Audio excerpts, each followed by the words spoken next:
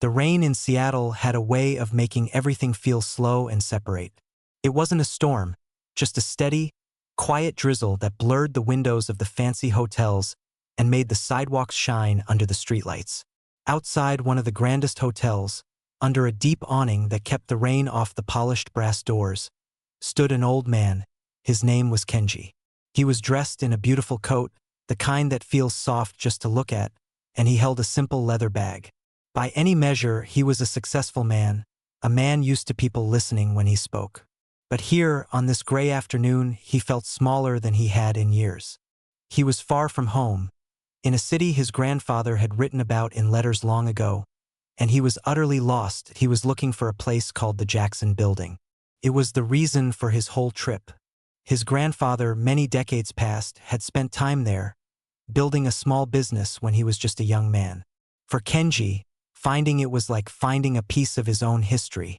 On his phone, a little map showed a blinking dot for the building and a blinking dot for him, but the space between them was a puzzle of one-way streets and blocks that all looked the same in the rain. That he took a breath and stepped to the edge of the awning. A woman in a hurry, holding a newspaper over her head, was walking by. Kenji raised a gentle hand. "Excuse me, please," he said, his English careful and slow. "Jackson Building?" The woman slowed for just a second, gave a tight, polite smile, and shook her head. "Sorry," she said, and the word was carried away as she hurried on, her heels clicking on the wet pavement. Kenji nodded to himself. He tried again. A young man with a coffee cup in one hand and his phone in the other approached. Kenji repeated his question. "Jackson Building?" The young man pulled one earbud out. "Huh? Oh man, I'm new here. No clue." He offered a shrug that seemed almost friendly, but then the earbud went back in, and he was gone, absorbed back into his own world. This happened several more times. A couple, sharing an umbrella, said they were tourists too. A businessman in a sharp suit glanced at his watch, muttered "not sure," and walked around him. Each interaction was brief, harmless, but with every one, Kenji felt himself folding inward. The city, with its towering glass and rushing noise, felt cold and unwelcoming. He wasn't asking for much, just a moment of someone's time, a point in a direction. But in the busy, rainy afternoon, that moment was too much to give. The damp chill began to creep through his fine coat. He looked at his phone again, but the glowing screen only confused him more. A feeling he rarely allowed himself crept in: helplessness. In his own country, he was a leader. Here, he was invisible, just an old man in the rain, looking like a problem people preferred to avoid. That he saw a glow from across the street. It was a diner with big windows steamed up from the inside. A simple, red neon sign buzzed the word "ETS." It looked warm. It looked like a place where he could sit down, get out of the damp air, and think. Maybe he could ask someone there, someone who wasn't in such a rush. He waited for the walk signal and crossed the street, the weight of the afternoon heavy on his shoulders. The door to the diner had a small bell that jingled when he pushed it open. Suddenly, he was wrapped in a blanket of warmth and sound. The air smelled of fried food, coffee, and something sweet like pie. There was the sizzle of a grill, the clatter of plates, the low hum of conversations from people sitting at the counter. He stood for a moment, unsure. A young hostess with a tired smile appeared, grabbed a single menu, and simply said, "Anywhere's fine," before turning back to a phone behind the stand. Kenji took a booth by the window, the vinyl seat side under him. He placed the large, plastic-covered menu on the table. It was full of pictures and long, complicated descriptions of food. The words swam together. He felt a new kind of tiredness, a loneliness that was deeper than just being lost. He was surrounded by people, a group laughing over fries, a lone man reading a newspaper, waitresses calling out orders, but he was completely alone. He tried to catch the eye of the waitress serving the next booth. She was moving quickly, balancing 3 plates up her arm. She saw him looking and gave a quick, professional nod that said, "I'll be there in a minute." But her minute was filled with a dozen other tasks. Kenji looked down at his hands, folded on the table. He would just sit. He would just wait. The Jackson Building, his grandfather's story, The whole purpose of his trip felt like it was slipping away, drowned out by the rain and the quiet roar of a diner where everybody belonged except for him. The diner's warmth was a small comfort, but it did nothing to melt the feeling of being stuck. Kenji sat in the booth, the noisy world of the diner moving around him like a river flowing past a stone. He heard the chatter, the clinking of cutlery, the short bursts of laughter from the kitchen, but none of it reached him. He was in a bubble of quiet confusion. He opened the large, sticky menu. It was a puzzle of colors and fonts. He recognized pictures of pancakes, a hamburger, a sandwich cut in half. But the words underneath were a blur. Classic deluxe, hearty homestyle, the Seattle skillet. He didn't know what any of it really was.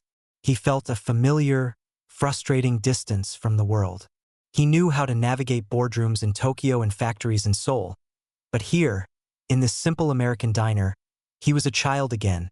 Unable to read the signs, he looked up, hoping to see the waitress from before. She was now at the counter, pouring coffee for a man in a trucker's hat, sharing a quick joke. Everyone here seemed connected by an invisible thread. They knew the rules. They knew the language of the place. He did not. A different waitress, younger, with her hair tied back tightly, finally approached his table. She held a small notepad, her pen poised. "You ready to order?" she asked, her voice friendly but quick, like she had a list of things to do.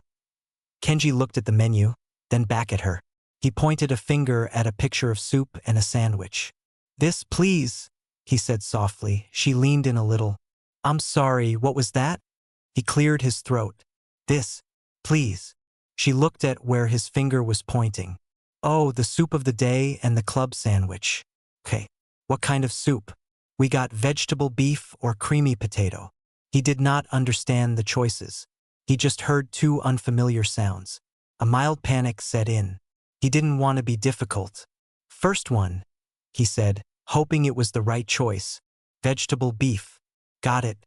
Anything to drink? Coffee? Soda?" she asked, already starting to turn away. "Water." "Thank you," he said. She gave a quick nod and was gone, weaving between tables. Kenji let out a breath he didn't know he was holding. The simple act of ordering food had felt like a test he might have failed. He turned to look out the window. The rain had slowed to a mist, making the outside world look like a smudged painting. People walked by with purpose. He thought of his grandfather as a young man, arriving in this same city with even less. Did he feel this same smallness? This same quiet loneliness in a crowd? The Jackson building was just a few blocks away, he was sure of it, but it felt as distant as the moon. His food arrived. The soup was steaming, the sandwich was tall and filled with layers of meat and bread. He ate slowly, the flavors strange but comforting in their warmth. He was just a man eating lunch, invisible again. The waitress refilled his water glass once without a word, just a kind, automatic smile. He was nearly finished when he saw her. She was clearing a table a few booths down. She moved with a different kind of energy, not slower but more present. She was listening to an older couple, really listening, as they talked about their meal, her head tilted. She laughed at something they said, a genuine, warm sound that cut through the diner noise. She had a calmness about her, a sense that for her, this wasn't just about rushing from one task to the next. Kenji watched as she finished, picked up the tub of dirty dishes, and walked back toward the kitchen. She passed his booth, her eyes scanning the room. For a brief second, her eyes met his. He saw her glance take in his empty plate, his hands folded on the table, the way he was just sitting and staring out at the street. He saw her notice the confusion that was still sitting on his shoulders. She didn't look away quickly like the others had. Her gaze held for a thoughtful moment. He saw something in her eyes, not pity, but a simple recognition. It was the look you give someone when you see they might need a hand. Then she gave him a small, acknowledging smile, different from the automatic one he'd received earlier. It was a smile that said, "I see you're still here." She disappeared into the kitchen. Kenji looked down at his hands. That one brief moment of connection, silent and wordless, was the first real human contact he'd felt all day. It was a tiny thing, but in the quiet loneliness of the afternoon, it felt huge. He didn't know who she was, but for the first time since he walked into the rain, he felt a little less like a ghost. Maybe, he thought, as he placed enough cash for the meal and a tip on the table, maybe he could try asking one more time. Maybe he could ask her. Kenji watched the kitchen door swing shut behind the waitress. The small smile she had given him was a tiny anchor in the strange, lonely sea of the afternoon. He decided to wait. He moved his empty plate to the side, folded his hands again, and prepared to ask one more person for help. A few minutes passed. The diner's rhythm continued. The bell on the door jingled as new customers came in, bringing a gust of damp air with them. The other waitress, the one who had taken his order, rushed by with a full tray of food, calling out, "Hot plate, be careful," as she passed. She was a whirlwind of motion. Then, the kitchen door swung open again. It was her. She had a fresh pot of coffee in one hand and was heading to the counter to refill mugs. She moved with a quiet efficiency, stopping to chat for just a second with the man at the counter who was reading the newspaper. She said something, he chuckled and shook his head, and she poured his coffee. It was a simple, normal moment, but it was filled with a kind of easy human contact that Kenji had been missing all day. She finished at the counter and turned, her eyes scanning the room. They landed on him again. He was still sitting there, clearly not in a rush to leave.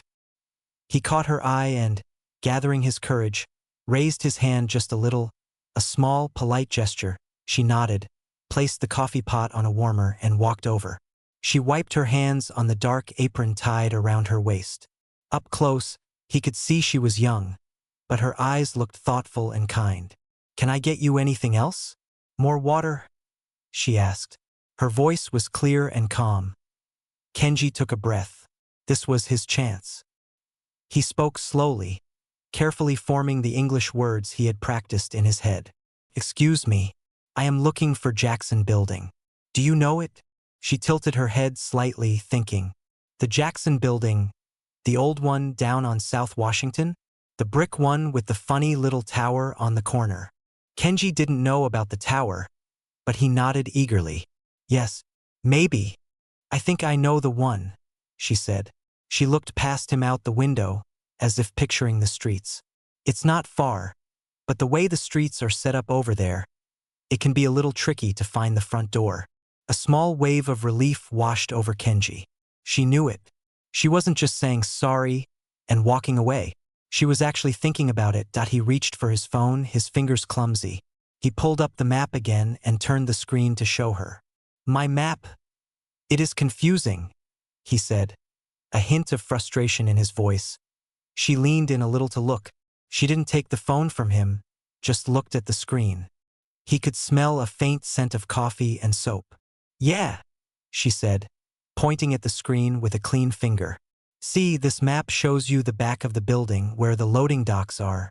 The main entrance is around on this other street. If you follow this map, you'll just end up in an alley behind a dumpster." That explained everything. He hadn't been stupid. The tool he was using was wrong. The simplicity of the answer almost made him laugh. She straightened up. "Hold on 1 second, she said. "Let me get you something better than that." She walked over to the service station, grabbed a clean paper napkin and a pen from her apron. She came back and slid into the booth seat across from him. Not in a rush. She spread the napkin on the table between them. "Okay," she said, her pen poised. "We are here." She drew a small square for the diner. Then she began to draw lines for the streets, her hand moving with certainty.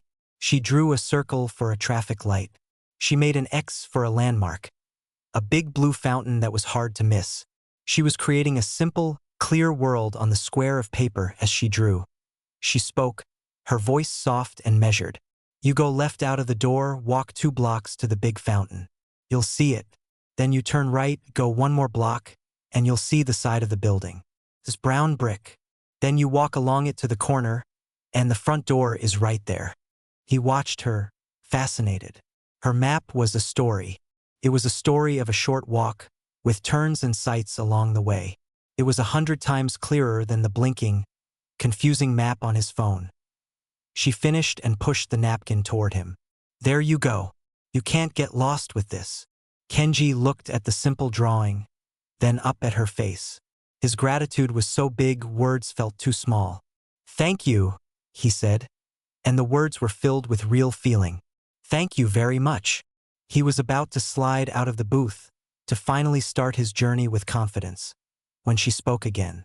It wasn't in English. The sounds were soft, familiar, and musical. They were the sounds of his home, the sounds he heard in his dreams. It was a simple, polite greeting in Japanese. His head snapped up. He stared at her, his eyes wide with complete surprise. For a second, he wondered if he had imagined it, if his loneliness had created the sound. But she smiled, a warm, genuine smile that reached her eyes. She had seen his shock. She repeated the greeting, a little slower this time, the sounds perfectly formed in that moment, in the noisy, greasy warmth of the diner, with a paper napkin map between them. Kenji felt the strange loneliness of the day crack and fall away. He was not just a lost old man anymore. He was a person seen and spoken to in the language of his heart. The sound of his own language, here in this place, was like a key turning in a lock. All the tension, the quiet worry, the feeling of being out of place, simply melted away. Kenji's face, which had been drawn with concentration and a little weariness, completely changed. A smile broke through, a real, unguarded smile that made him look years younger. His eyes, which had seemed tired, now sparkled with amazement and delight. He answered her in Japanese, his voice warm and full of relief. I am well, thank you. But I am so surprised. Your Japanese is excellent. She smiled back, a little shyly now, and switched back to English so as not to exclude anyone around them. But her tone was softer, more connected. Thank you. I studied it in college.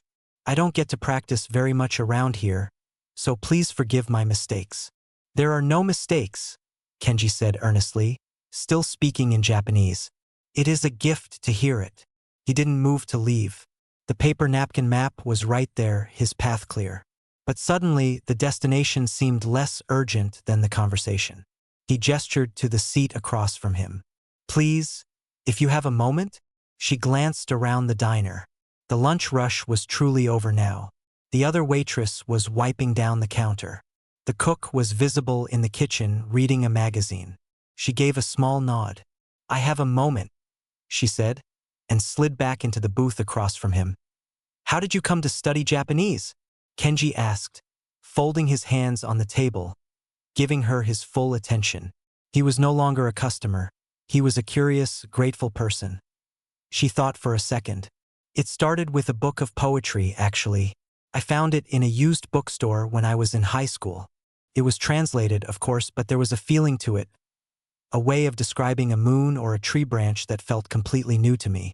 I wanted to understand it in the original words. So, in college, I started with the language. Then I fell into the history. Her eyes lit up as she talked.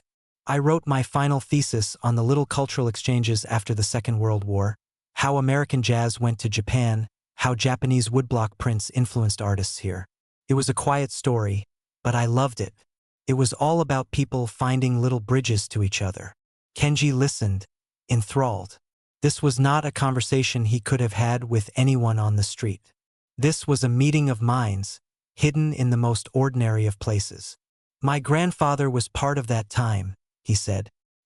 He came here to Seattle as a young man to trade. He sent letters home about the music, the tall buildings. The Jackson Building was his first office. That is why I am looking for it, to see it for myself. Her expression was one of genuine understanding. That's a beautiful reason. It's not just an old building then. It's a connection. Yes, Kenji said, the word full of meaning. A connection. He asked about her. Did she use her studies now? Her bright expression dimmed just a little, but it wasn't a sad look. It was a realistic one. Not really, she admitted, tracing a pattern on the table with her finger. It's a hard field to find work in unless you move to a very big city or go back to school for more degrees. I do some volunteer translation for a community center sometimes, helping with forms and letters.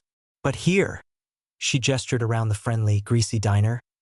This pays the bills, and the people are good. But sometimes I miss the language. I miss talking about those bridges. Kenji nodded slowly.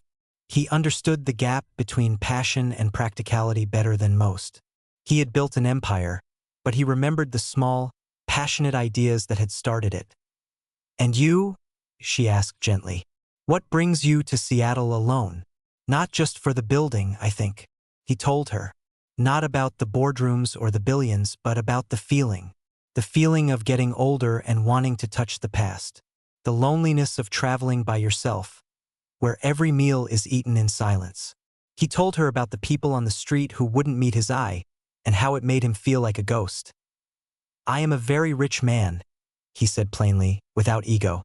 "But today my money was useless. Could not buy me simple directions. It could not buy someone to look up from their phone for 10 seconds. She listened, and her listening was an active, quiet thing. She wasn't waiting for her turn to speak. She was just taking it in.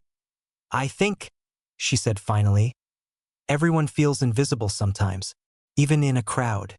Maybe especially in a crowd. You just needed someone to see you. Not a rich man, not a tourist, just a person who was lost." Her words were so simple, so true, that they settled into the space between them with a powerful warmth. In that moment, they were just two people. An older man far from home, and a younger woman whose dreams felt far away, sharing a table in a diner. The difference in their ages, their lives, their wealth, it all faded into the background. The cook called out from the kitchen, a question about the soup for the evening shift. The spell wasn't broken, but it was gently reminded of the real world. She glanced toward the sound, then back at Kenji. "I should get back," she said, but she didn't seem in a hurry. Kenji looked at the napkin map. The journey to the Jackson building now felt exciting, not daunting. He had a guide, and more importantly, he had regained a piece of himself he thought he'd lost in the rain. The feeling of being a human being, connected to another. "You have given me more than directions," he said, his voice thick with an emotion he couldn't name. "You have given me a very good day." She smiled, that warm, real smile. "It was my pleasure. Truly. I hope you find your grandfather's building. And I hope it feels like a welcome." He promised he would. As she stood up to return to her work, Kenji knew something had changed. This wasn't an ending. Felt, strangely and wonderfully, like a beginning. The diner felt different when Kenji stepped back outside. The misty rain was still there. The gray sky hadn't changed, but the world itself seemed quieter, softer, and more friendly. He held the paper napkin carefully, like it was a treasure map. He followed her simple drawings. Left out of the door, 2 blocks to the big, burbling fountain she had mentioned. There it was, just as she said. He turned right, walked 1 more block, and suddenly he saw the side of a brown brick building. His heart gave a little thump. He walked along the bricks, his hand almost touching the rough surface, and then he turned the corner. There it was, the Jackson building. It wasn't grand or shiny. It was old, solid, with tall windows and a heavy wooden door with a brass handle worn smooth by a century of hands. He stood on the sidewalk just looking up. This was the place. His grandfather, young and full of nerve, had walked through that same door every morning. He could feel the connection, a thin, strong thread through time. It was real. He spent a long time there. He took pictures. He just sat on a bench across the street and watched people go in and out, imagining his grandfather among them. The loneliness from earlier was gone, replaced by a feeling of quiet company, the company of the past, and the memory of a recent, unexpected kindness. The next day, his schedule was clear. He had planned to visit some business contacts, but he canceled the meetings. Instead, he found himself walking through the drizzle again, his feet carrying him back toward the warm glow of the diner. He wasn't lost this time. He was walking toward a specific person. The bell jingled as he entered. It was mid-afternoon again, the quiet time. She was there, refilling salt and pepper shakers at a back booth. She looked up, and seeing him, her face brightened with a smile of recognition, not just customer service politeness. "You found it," she said. "It wasn't a question." "I found it," he replied, smiling back. It was exactly where your map said it would be. Thank you. He took the same booth. This time, he didn't look at the menu with confusion. When she came over, he asked for tea. She brought him a pot of green tea, not the standard black tea bags the diner offered, but a small, personal tin she had in back. I thought you might prefer this, she said. They talked more. Without the first-day pressure of being lost, their conversation wandered. He asked about her family. She talked about her mother who worked as a nurse, her younger brother who wanted to be an engineer. It was a simple, honest story of a family working hard and dreaming big. She asked about Japan, not the cities he knew she knew from books, but the small things. What did the air smell like in the mountains in the morning? What was a food he missed when he was away? He described it all, painting pictures with his words. He told her about the quiet peace of a temple garden, the specific sound of a bamboo water fountain clacking in the wind. He was surprised by his own descriptions. He hadn't talked about these feelings in years, maybe ever.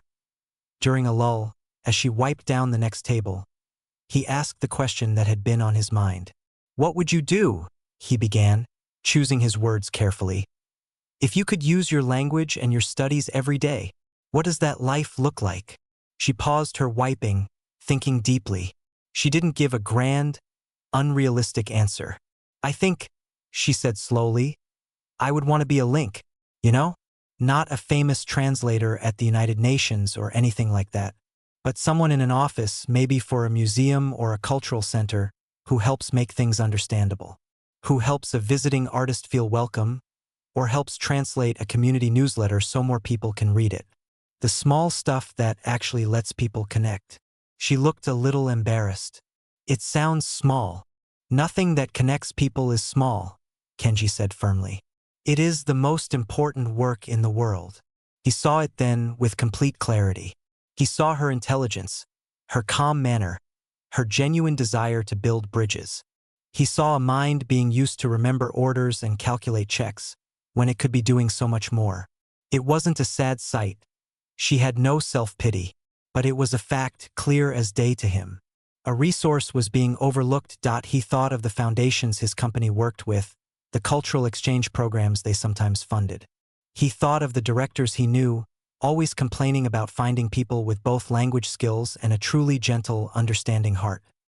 He looked at her, moving between the tables with a natural grace, making a tired trucker laugh, patiently explaining the pie flavors to a group of teenagers.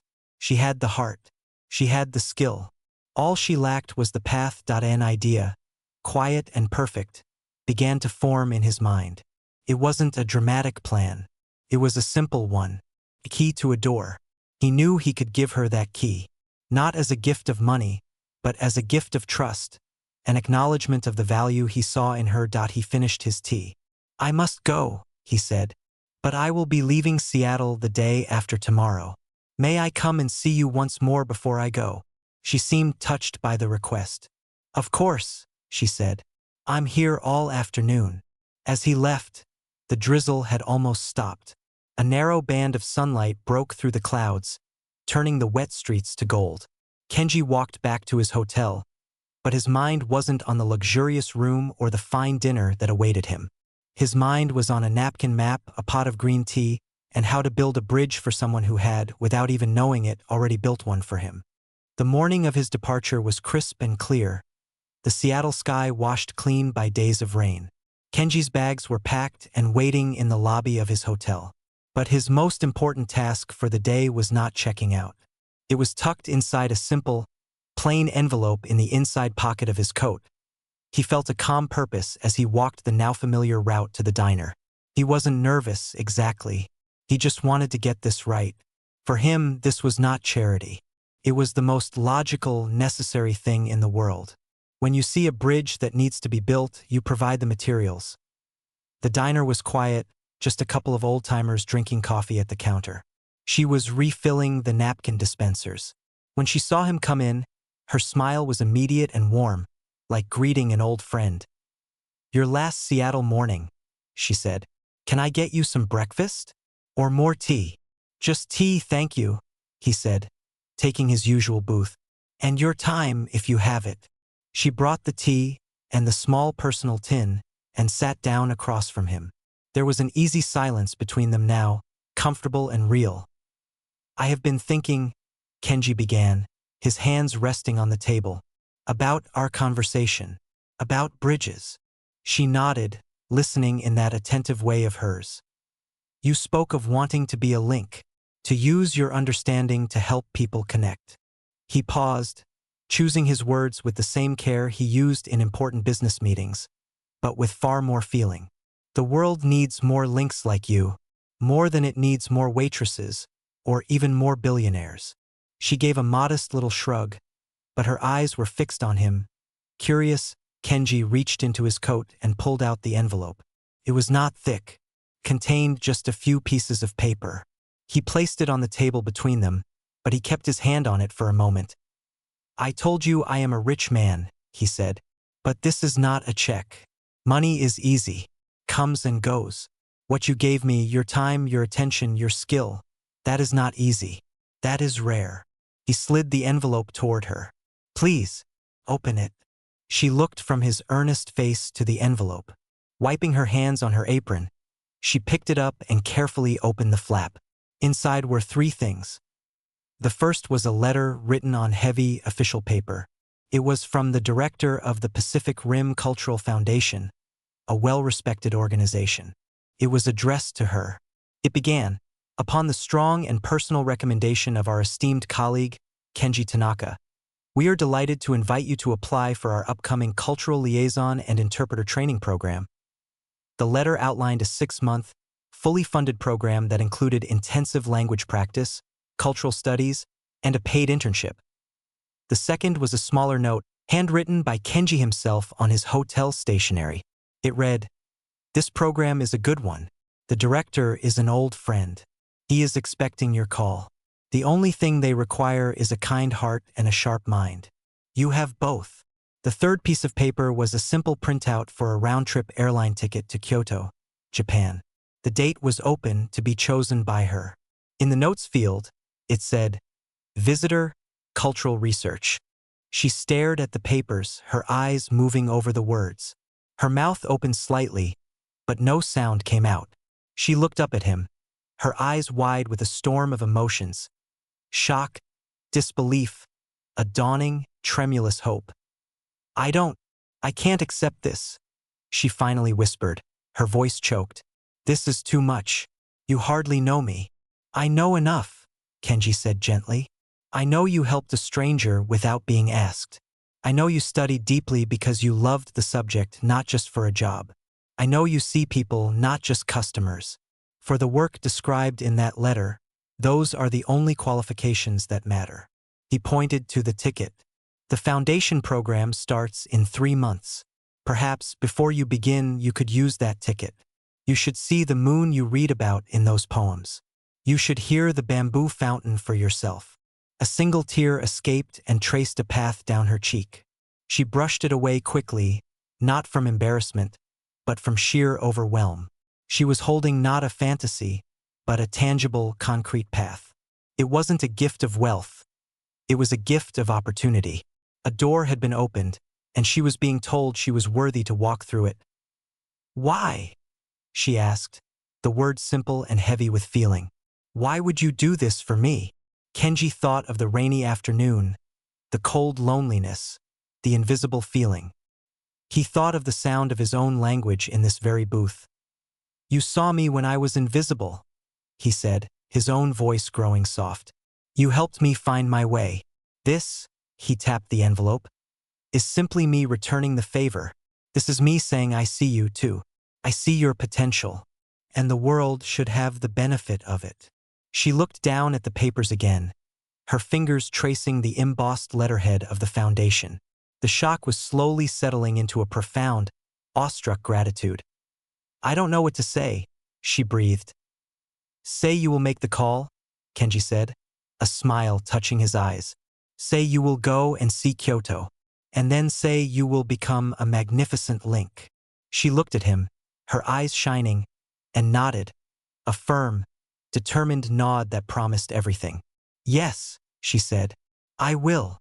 Kenji finished his tea. They talked a little more, but the conversation was light, floating on the surface of the huge, deep change that had just happened beneath. When it was time for him to leave, he stood and offered a small, formal bow. She stood too, and without thinking, returned the bow. Then, she stepped forward and gave him a quick, heartfelt hug. It was unexpected, and warm and human. "Thank you," she whispered, "for seeing me." He walked out of the diner, the bell jingling behind him. The Seattle air had never tasted so sweet. He hadn't just given a gift. He had invested in a person, and it felt like the most worthwhile transaction of his entire life.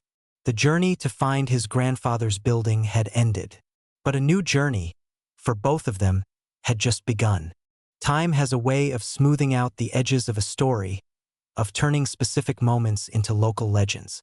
In the years that followed, if you happened to stop for a cup of coffee at the Diamond Diner, you might hear a version of the tale from a regular at the counter. "Yeah, I was here that day," a man might say, stirring his coffee. "Old Japanese fella, looked lost, quiet. That waitress, the real sweet one, Chloe, she drew him a map. Turns out he was loaded, a billionaire or something. Left her a tip that changed her life. Must have been $50,000 right on the table." The story was always about the money. The legend had decided that was the most exciting part. It was cleaner that way, easier to understand. A kind act rewarded with sudden, life-changing wealth. A fairy tale in a diner booth. The truth, as it often is, was quieter. It was less about an ending and more about a series of gentle beginnings. The young woman did make the call.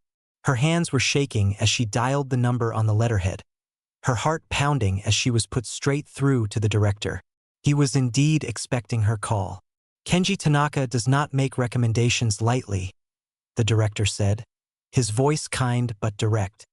"He said you have the heart for this work. That is the first thing we look for.